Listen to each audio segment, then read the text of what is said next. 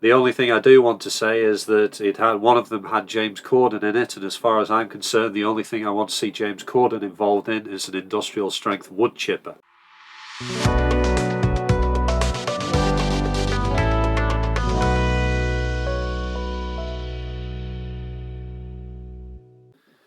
Hi, this is Mike. Welcome to my vlog about football and Burnley FC in particular. It's the end of another successful transfer window. That's two words I don't normally put in front of transfer window: successful and another. Of course, what Clarets fans are most interested in, these are complex, high-budget affairs that take time and effort to put together. I am, of course, talking about the social media reveal. I'm not entirely convinced that by Christmas we'll be into 25-woman chorus lines and fireworks that look like a Jean-Michel Jarre concert from the 80s. Kids, ask your parents. The only thing I do want to say is that one of them had James Corden in it, and as far as I'm concerned, the only thing I want to see James Corden involved in is an industrial strength wood chipper. But on the other hand, the players that are coming in, they look pretty good. It's kind of interesting to see how these transfers map onto the future of the club. If you look on it, then we basically have two forwards on loan, two centre-backs on loan, and a left-back on loan. Well, we brought in two forwards on permanent. We brought in two centre-backs on permanent, which kind of leaves Ian Maatsen as a big sign that Clarets are probably going to try and push to get his transfer from Chelsea in the summer. Which is not a bad thing, because I think he's a fantastic player. I think it's an excellent investment. And of course, the way Chelsea run their transfer business, they'll probably give us 20 million quid for him, just out of extreme habit. As for the players who've come in themselves, apart from Obafemi, some worries about him in terms of attitude. He's been pretty open about the fact that he downed tools as soon as he didn't get his transfer in the summer. But it's kind of interesting that Swansea managed to turn down £10 million for him in the summer. They, by all reports, managed to turn down £4 million in this window, and we've ended up with him as a loan with a permanent option to buy should we hit certain targets, which is presumably waking up in the morning and not breaking his leg. As for the other players, don't really know much about them. I guess the most exciting one is Lyle Foster, who's coming from Belgium. Nobody knows really much about these players, to be honest. Definitely ones for the future. But if anyone tells you that their stats look good on FIFA or Football Manager, then as far as I'm concerned, the numbers in FIFA and Football Manager bear about as much to reality as the numbers on Nadim Zawari's tax return. Of course, the other interesting thing is that Weghorst kind of came and went just as fast as he came and went last year, really. The Besiktas thing to Manchester United, good bit of business for the club, actually. We keep Besiktas happy. I was kind of hoping that we'd annoy them, but there you go. Given the comments by the sporting director over the past few months. But anyway, Weghorst ends up at Manchester United. It's a sign of just how weird life has become as a Burnley fan, that Burnley are lending players to Manchester United and not the other way around. But I think it's a smart bit of business. It keeps the player happy. I fully expect Weghorst to actually be a success at United, and they'll probably buy him for like 20 million, which is fine by me considering we were going to sell him to Besiktas for 10. So at the end of the day, I don't hold the grudge that a lot of Clarets fans do with Weghorst. I didn't really have a problem with anything he said, anything he did, any way he played. So, you know, it's just one of those weird things where football fans just can't accept that sometimes situations are not black and white. You know, these players who profess undying love for a club, or they want to move on. There's no in between. So Weghorst, he's off hopefully to United for a big sum of money. If not, then we're going to get 10 million from somewhere. So that's fine. Or I wouldn't be too fussed if he actually kind of played for us for next year in the Premier League. I guess on the outs, shame to see Loughton go. Big fan of Loughton. I really thought he didn't get a chance. I think he should have got a chance as well, because I think he'd do really well in a company system, but I understand why he hasn't. Fantastic servant to the club.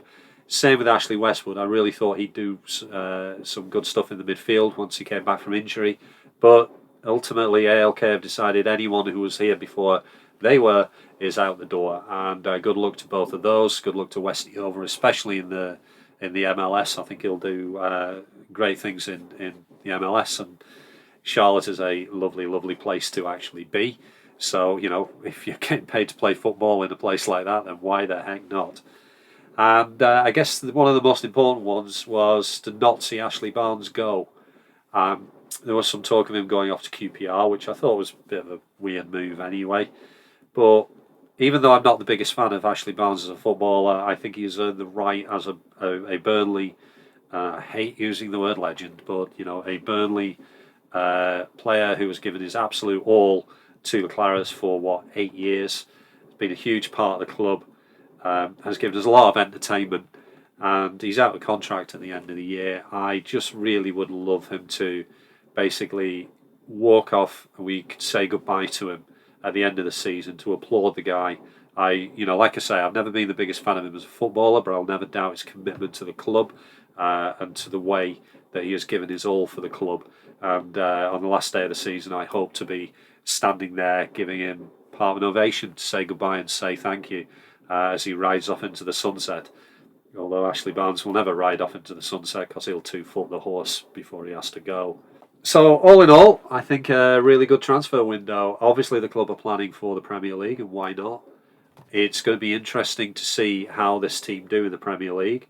I am quietly confident that we've got a squad that is good enough. And I think what is also interesting is we're paying for players at 2 million, 3 million, 5 million, where it's showing that the club actually has the attitude and a can-do attitude to buy these players. It's all well and good. We've got so used to the last few years, the director saying there isn't the value in the market and all that kind of stuff. And I don't particularly care whose fault it was, whether it was the scouting department, the directors, or Sean Dyche. It was about will. If you wanted to do it, the people were there, the players were there. If it was too much to buy a player at 10, 15 million from a championship squad, looking no further than Stoke, for instance, then these players were out there on the continent. And all ALK have done is actually made the effort, which I think is pretty much a damning indictment of how the club was run before. So yeah, that's it pretty much for the transfer business. Clarets are back in action against Norwich this week. Another trip down to East Anglia. I thought the cup game was okay. I think it's a trickier time than many gave it credit for. Ipswich are doing really well, coming away from 0-0 with not a patchwork side, but a fairly rough side. It's fine. We got them back to the turf. I'm confident of beating them under the floodlights next week. But back down to Norwich, they're flying under Wagner. They've 8 goals in 2 games, and they've had 2 weeks to prepare. This is going to be a test, but in terms of tests, the Clarets have passed them so far this year. This is just another one, and it'll be interesting to see if we come away with a point. I think that's going to be a damn good point against a team that really should be doing better than they are. They really should be up there, to be honest, challenging with ourselves and Sheffield United. Going down there, if we can get a point, then as far as I'm concerned, that's a fantastic return from somewhere like that. There are only a few clubs that I consider to be a threat to Clarets' chances of promotion. Norwich are definitely one of them. We get through that game, that's another tick, and that's an away game as well. The main ones are Sheffield United and Watford, both of whom have to come to the turf. Beyond that, who's left after Norwich? Borough, maybe? But they didn't seem to do much when they come to the turf either. So quietly confident, quietly optimistic, and we're just waiting for the rest of the games to play out. And in case you're wondering about that social media stuff that I mentioned before, they presumably have quite a large budget for this. The staff are doing very well. They are earning what they get paid, and that's why your season tickets went up. I don't know how to feel about the season ticket stuff. I understand that the price has been frozen for 7 years, and I totally appreciate why the club did that. And I think it was a good move by the club, especially when you're in the Premier League. My season ticket, I think, is going up £2.50 a game if you consider the Premier League. Last time we were in the Premier League, I was paying 25 quid a game. Now I'm going to be paying £27.50. That doesn't sound too unreasonable, but I'm in a lucky position where I can actually afford it. But if you look at it another way, in the Championship you get 4 more games, so actually I'll be paying £20.70 I think a game at the moment. It's going up £7 a match, which is around about a 30% rise.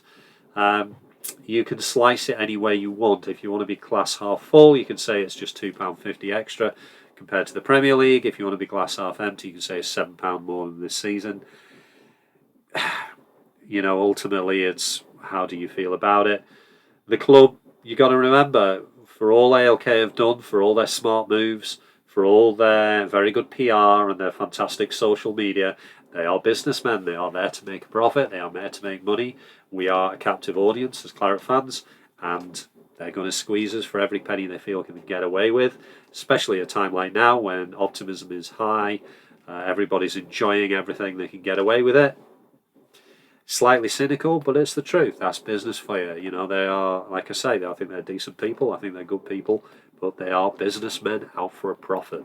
Never ever forget that when it comes to renewing the season ticket or whatever they're selling you something. That's what they're there for. You're a customer, you are a profit centre, and that's just the way of modern football. Anyway, that's it for this one. Probably the next one after the Preston game, I think, like 2 weeks or a week and a bit. In the meantime, the last one did great guns, great views and stuff, which was absolutely fantastic. Thank you for your feedback. If you like this video, please click the like button.